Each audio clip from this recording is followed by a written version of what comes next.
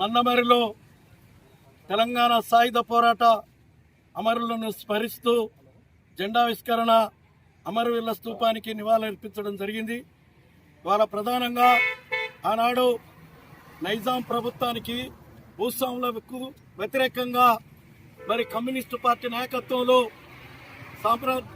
ఏదైతే నైజాం సర్కారు తెలంగాణ ప్రాంతంలో వాళ్ళ ఆధీనంలో మరి భూస్వాములను జమ చేసుకొని వాళ్ళ తెలంగాణ ప్రాంతంలో గుత్తాధిపత్యాన్ని కొనసాగిస్తూ మరి నైజాం ప్రభుత్వంతో ములాఖతై వాళ్ళ తెలంగాణ ప్రాంతంలో మహిళలను అదేవిధంగా ప్రజానీకాన్ని హింసించినటువంటి తరుణంలో భారత కమ్యూనిస్టు పార్టీ ఆధ్వర్యంలో ఒక విరోచితమైనటువంటి పోరాటం చేసి మరి నైజాం సర్కార్ కబంధ హస్తాల నుండి ఈ రాష్ట్రాన్ని విముక్తి చేసుకోవడానికి ఆనాడు వేలాది మంది కమ్యూనిస్టులు నేలకొరిగి భూస్వాముల కబంధ హస్తాల్లో ఉన్నటువంటి భూములను మరి పోరాటాల ద్వారా మరి 3 లక్షల ఎకరాల భూములను వాళ్ళ తెలంగాణ ప్రాంతంలో భూస్వాముల నుండి గుంజుకొని మరి బీద బలహీన వర్గాలకు భూములను పంచినటువంటి చరిత్ర గలటువంటి భారత కమ్యూనిస్టు పార్టీ ఆధ్వర్యంలో ఈరోజు ఈ తెలంగాణ సాయుధ పోరాట వార్షికోత్సవాలు నిర్వహించుకుంటున్నటువంటి తరుణంలో ఇవాళ కేంద్రం ఉన్నటువంటి బీజేపీ ప్రభుత్వం మతోన్మాదంతో ఇవాళ సర్దార్ వల్లభాయ్ పటేల్ ద్వారానే ఈ తెలంగాణ విముక్తి కలిగిందని ఒక తప్పుడు ప్రచారంతో ఇవాళ బీజేపీ ప్రభుత్వం పూనుకుంటుంది.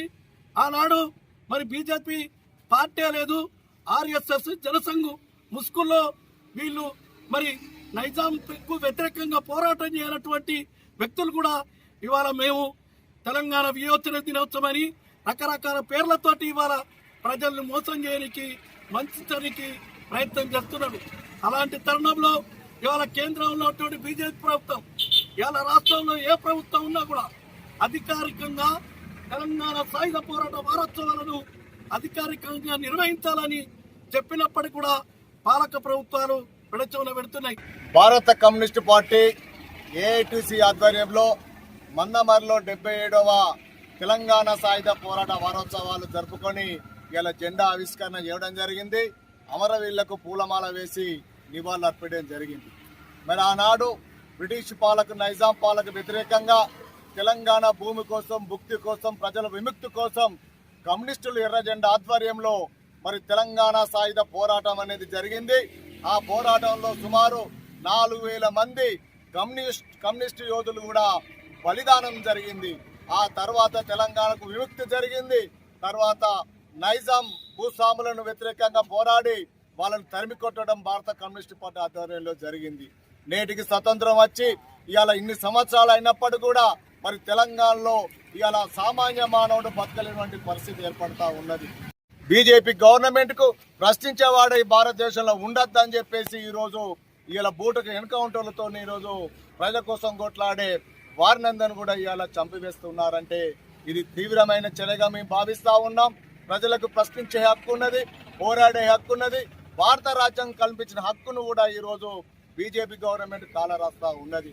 ఇలా ఉద్యోగ అవకాశాలు లేవు, ఇలా ప్రభుత్వ రంగ సంస్థలు నడిచే పరిస్థితి లేదు.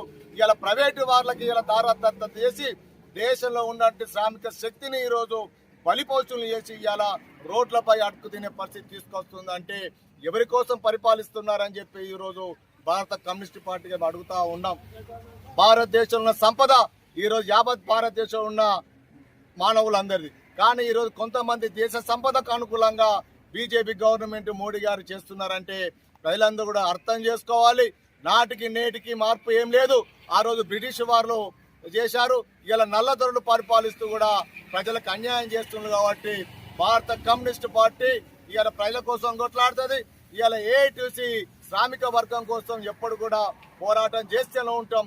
వాళ్ళ హక్కుల కోసం కూడా ఎంతటి త్యాగానికైనా సిద్ధంగా ఉంటామని ఈ సందర్భంగా తెలియజేస్తా ఉన్నా.